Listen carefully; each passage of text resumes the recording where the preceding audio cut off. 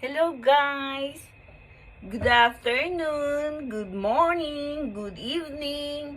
Pakikita ko sa inyo ngayon kung anong gagawin ko sa buto ng avocado. Actually, nakita ko lang to sa Facebook. Tama-tama, meron naman akong buto ng avocado. Meron naman akong, dito, ito gel Hindi ko alam kung pwede to. Pero gel alcohol, alam niyo yun, yung bago ka pumasok kung saan lugar, mag-alcohol ka muna, di ba? Marami kaming ganito, sayang naman.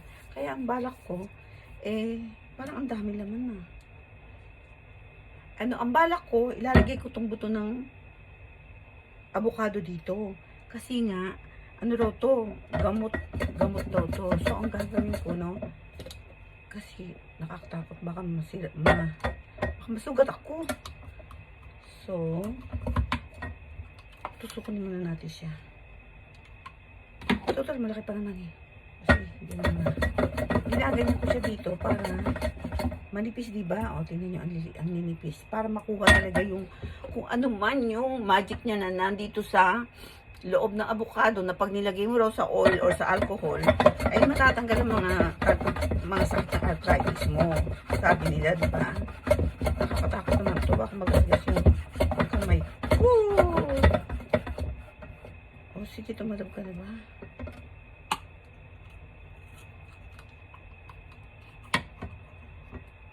Dapat ganito to rin.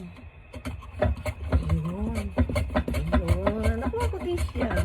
Okay. Ano kasing chika ko? Nakalimutan ko na naman. Martial law sa, ngayon, sa Korea daw.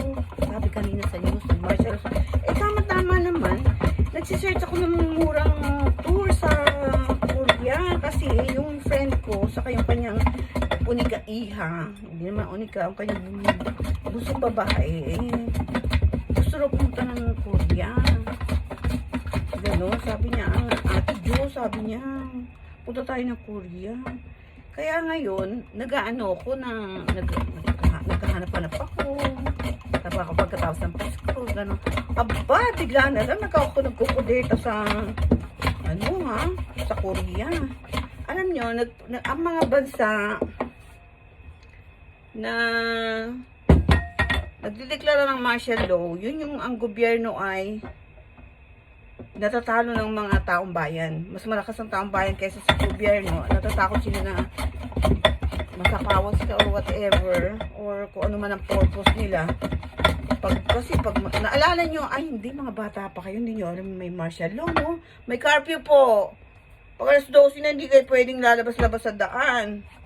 Saka, kailangan nag-aal kayo. Pag naka-uniformo kayo, hindi kayo pwedeng kung saan-saan lumalakwat siya, ha? Naku, napakahigpit ng martial law. Saka, ang dami rin sa Pilipinas, no? Ang dami rin pinatay na mga alam niyo na kung anik-anik. Tapos, ngayon nga, yun ang mangyayari sa Korea na, syempre, maraming ayaw pumalag, diba? Yun. Tapos, alam niyo, may nakita ko sa Facebook na si Bongbong Marcos, nagda-drugs ba talaga yun? Katakot naman pag ganun. At saka bakit, siguro edited lang yun. Hindi naman siguro totoo. Meron pang ganun. So, lalabas, nakikita niya kabi-kabili ang mga camera, tapos gaganon-ganon siya, diba? Basta na lang ang gulo ng mundo natin, ang gulo ng bansa natin sa totoo lang. Papagulo din yung mga nag-edit na yun Saka tayong mga Pilipino, no? Ugaling natin, reklamo tayo ng reklamo, salita tayo ng salita, pero pag nandyan na, wala naman, tamimi. Wala naman ginagawa. Dapat pagka nagre-reklamo kayo, may alam kong gawin. Tingnan mo si Rapi Tulfo, ang tapang. Ang tapang, diba? Yun dapat, yung hindi siya nang pag sinabi ng gagawin niya. O yan. Hindi, paliliitin ko pa para kuha nga yung sustansya, yung kanyang magic power. Tapos lagyan natin dito sa loob ng alcohol gel to Pwede na rin yan. Matutunaw na yan. Ang kaso, the question is, Do you like my body? Shake, body language. Shake, body language. Oh, apeti patu, apeti patu. Nako, Diyos ko day. Alam nyo kaya ang mga ang mga afam, ang mga foreigner, gustong-gusto nila ng wife na Filipinay, no? Kasi ano tayo masayahin tayo, masipag. Diba? Yung mga tamad-tamad dyan, yung mga batugan talagang babaeng dugyutin, may sakit yung mga yun, kaya dugyutin sila. May sakit saan? Ang liit ng bunganga. Naku, kailangan pa isa-isahin. Kakatamad naman to. Ano pa may kwento ko? Para habang ginagawa ko to, may kwento ako. Ay, kayo pala, kasi nga dahil lola na ako, marami akong apo, marami na akong experience sa love, pag-ibig, money, and everything, mga hirap sa buhay. Kung meron kayong mga tanong or may gusto nyo ng payo, advice, o basta may gusto lang kayong itanong, don't hesitate. At kung kaya ko naman mag-advise, advice lang hindi ko sinasabing sundin nyo or whatever. Kung makaka-relate ako. Lalo na sa mga menopausal. No. At tinatanong nga ng mga kaibigan ko, Ate Jo, sabi niya, ang dirty nila. Sabi nila, Ate Jo, pag menopause ka na ba, may ka pa, na-L ka pa? Siyempre, wala nang pakialamin doon. Hormone lang ang doon. Siyempre, pag na gusto mo rin, saka conform sa partner mo, di ba? Kaya nga, yung mga yung mga babae na, ang mga asawa ay may hilig, hindi sila hindi sila naghihirap mag-menopause kasi nailalabas nila yung stress nila na sila, rin tulong din yun yung SEX, tulong din yun para sa sa mga babae, di ba? Kaya yung mga babae mahilig diyan, hindi sila nakakaranas ng kung anong.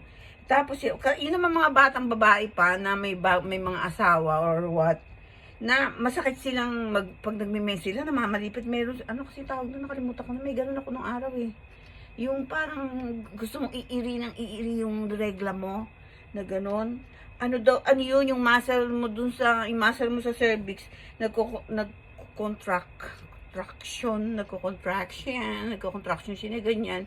Tapos, kasi daw yun, yun din ang gamot doon, yung pag nagme-make love kayo ng asawa mo, hindi ka relax, tapos hindi ka nakakarating sa dapat mong papuntahan, kaya pag yung ovary mo, saka yung itlog mo, nagkakaroon ng problema, nagkakaroon ka ng ganung klase ng menstruation.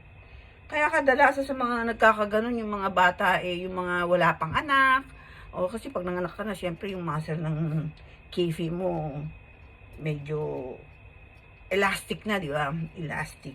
Saka huwag nyo isipin na porket nanganak na kayo, maluwag na yan. Hindi totoo yun. Kasi merong exercise para dyan. Yung walang overuse na kifi. Kasi yan, adjustable yan. One size fits all.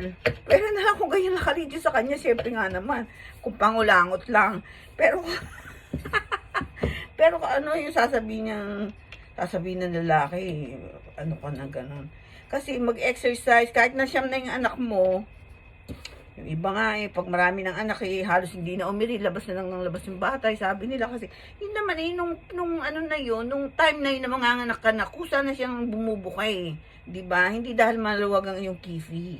Oo. Pero siyempre sa mga kabataan, o kaya sa bago-bago pa lang, o kaya hindi pa nanganak, siyempre maluwag-luwag na yung sa'yo. Kaya yung iba naman, pinagmamalaki nila na, cesarean. Kasi daw, ang cesarean daw, masikip. Ganon. Hindi natin alam yan. Diba? Hindi naman tayo lalaki. Hindi naman natin alam yan. Yung mga lalaki naman, At saka kayo, ano ba itong nababasa-basa ko na naman. Alam nyo, marami talagang, mula nang mauso yung mga reels na yan, marami naglalabasan ng mga kung ano-ano. Ano naman yung uso na rin ba sa Pilipinas yung gano'n? Kasi kapapanood nila ng porno yan Yung Sa butas naman nalabasan ng dumi ang ginagamit na ng mga lalaki, kaya daw gustong-gusto nila yun kasi daw masikip. Ano ba yan? Kaya pala yung sabi nila, kaya yung iba tumitira ng kapwa nila, yung mga lalaki malalandi. Nagtitirahan sila doon sa likod kasi daw masikip. Gusto pala nila ng masikip eh. Eh di, magkamay na lang sila, Mary Farmer. Di ba? Eh, di kahit anong size ang gusto nila, o di ba pwede? Ano ba yan? Huwag kayong kayong mga babae ha. Huwag kayong papayag ng ginagano kayo. Walang respeto yun. Unless kung talagang gusto nyo, nasasarapan kayo. Pero, hindi ko ma-imagine na masasarapan ng tao na doon. Saka ang dumi. Kaya alam nyo kaya kung ano-ano sakit na naglalabas sa mundo eh. Kasi, galing doon, papasok doon sa kabila, ipapasok, isa lang ang butas na dapat pinapasukan ni Manoy. Yung butas lang sa harapan. Hindi yung sa taas, yung lang, yung kifi lang. Kung saan butas pareho din naman yun pag natapos siya. Ganon din. Dudumihan niya lang yung kifi mo. Mariose. Diba? Alam niyo yung mga yan, yung sasabihin nila sa'yo, ayaw mo pa ganyan kasi hindi mo ako mahal. Kung talagang mahal mo ako, bigay mo na si Manay. Hindi totoo yan. Kung talagang mahal ka ng laki, mag-aantay siya. Diba? Ang dami-dami mga babaeng nabobola ng mga ganyan na tapos pag nabuntis na, ayun. Nakaitulfo na. Alam niyo ito, kaya ako ganito magsalita. Hindi ko kasi manood ng tulfo eh. Ay, nako. O, sige na nga, ang haba na. Eto, 11 minutes, nako. Pang YouTube. O, sige, mga dear friends and lullabies. Basta, kung may gusto kayo tanong nyo sa akin. Ask Lola. Kahit na ano. O, kung gusto nyo itanong ko, taga saan ako. Bakit ako tisay? Basta magtanong lang kayo. Diba? Okay. O, sige na. Bye-bye ulit. O, itanong nyo rin kung bakit ako sexy. Sexy, mama. Woohoo! Hi! O, diba? Ang kaartihan ni Tisay. Okay, bye!